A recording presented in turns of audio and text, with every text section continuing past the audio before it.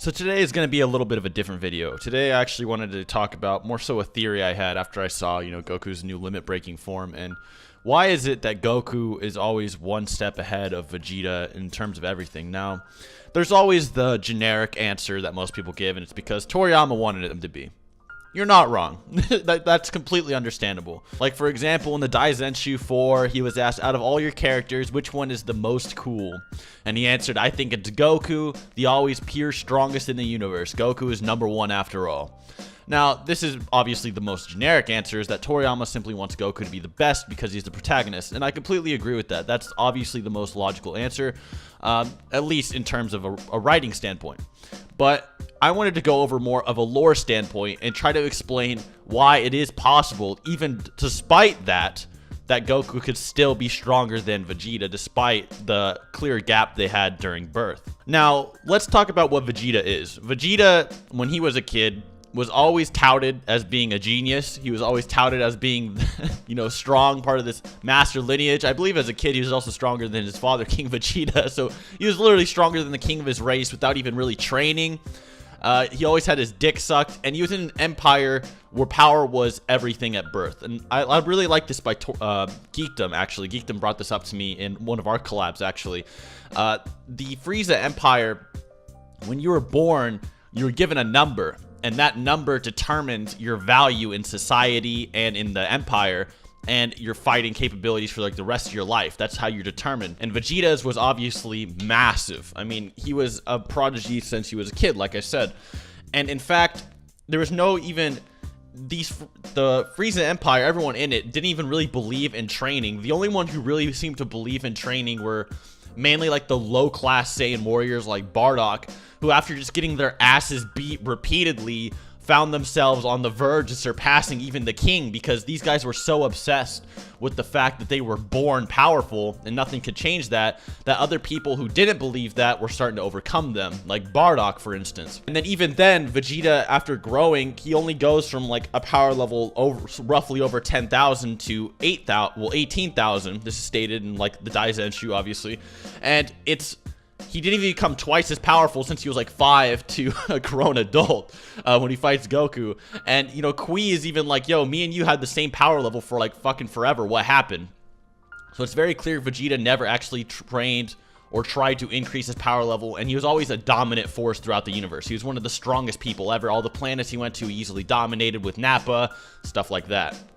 However, Goku was a lot different. Goku, when he was a kid, constantly trained, like by Grandpa. He was trained by Grandpa Gohan. He was trained discipline. He was trained respect, and he was trained to learn about his body, because Goku wasn't gifted, and because he wasn't gifted, this would give him an advantage in the future that I will explain in a bit. But he trained with Roshi, learned a few things about his own ki control. He had to do everything the hard way. He also had to take the Ultra Divine Water, which obviously may have increased his potential. We don't really know, but that actually may have increased his potential. He also, trained with Kami, the god of earth. He trained to look within himself and learned how to meditate.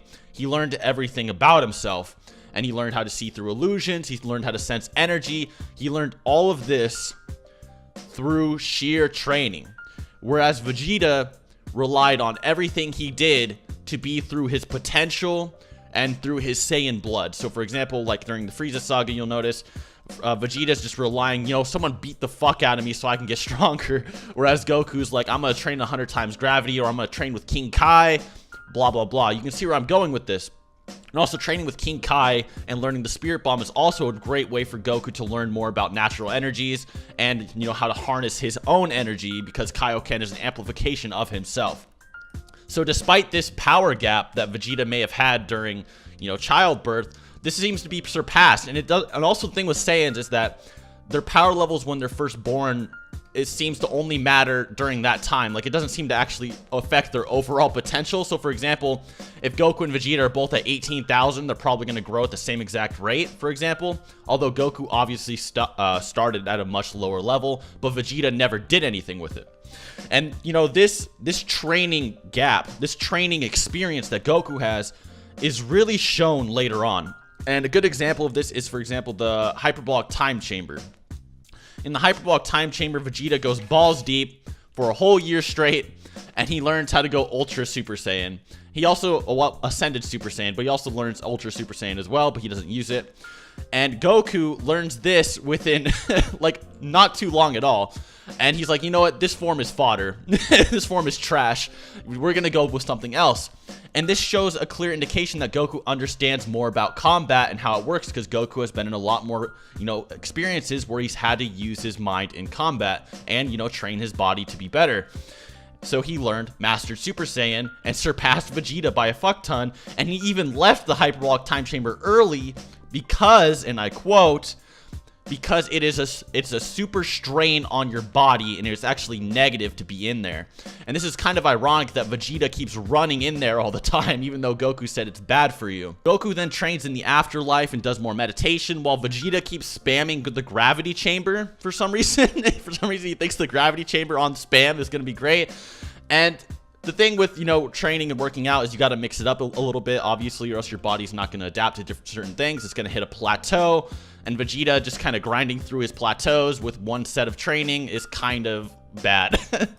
And also, we eventually see Vegeta start to get the hint, and he decides, you know what, maybe Goku's learned from all these different people, because, you know, your own potential and intuition can only go so far. I mean, learning from millions of years of experience from, or thousands of years from other, you know, martial arts masters is probably better than just relying on your own intuition like Vegeta does. Vegeta finally gets rid of his ego and decides to train with Whis, and the second he does, him and Goku are like equals again. So it's very clear that Vegeta and Goku, you know, obviously now are on this similar mindset, although Vegeta seems to be slacking once again because he doesn't have the foundation that Goku has. He doesn't have that training foundation of understanding and meditating within himself. And this is also shown in Whis' training as well, because after Whis' training, Goku's sleeping, and here's Vegeta out back trying to do curls while Goku's asleep trying to surpass him. And it's like, that's not how training works. I mean, if you know anything about working out, what working out is basically, it may be different obviously for key users, but what working out really is that you tear apart your muscles by lifting weights and, you know, overstraining your muscles. And the strength is actually gained by when you rest, when your muscles rebuild themselves. That's when they actually grow stronger.